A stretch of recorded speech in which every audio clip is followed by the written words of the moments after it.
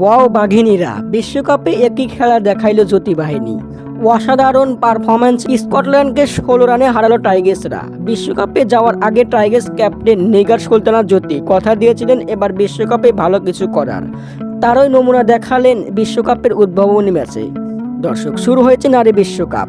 উদ্ভাবনী ম্যাচে আজ মুখোমুখি হন বাংলাদেশ বনাম স্কটল্যান্ড।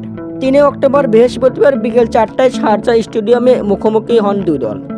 টস জিতে আগে ব্যাট করার সিদ্ধান্ত নেয় টাইগার্স ক্যাপ্টেন। প্রথমে ব্যাট করতে নেমে শুরুটা দুর্দান্তভাবে করলেও উইকেট হারিয়ে বেশ চাপে পড়ে বাংলাদেশ। শেষমেশ নির্ধারিত 20 ওভার শেষে 7 উইকেট হারিয়ে 119 রান সংগ্রহ করে বাংলাদেশ। জবাবে পরে ব্যাট করতে নেমে টাইগার্সদের বোলিং তোপে কুপোকাত স্কটিশরা।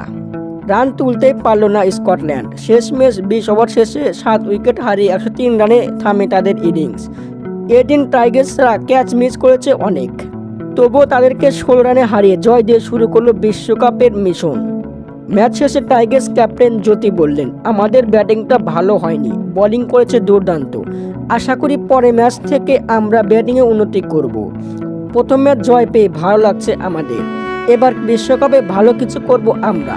দর্শক, আপনাদের মতামত, টাইগার্সদের খেলা আপনাদের কাছে কেমন লাগছে কমেন্টের মাধ্যমে জানিয়ে দিন। ধন্যবাদ।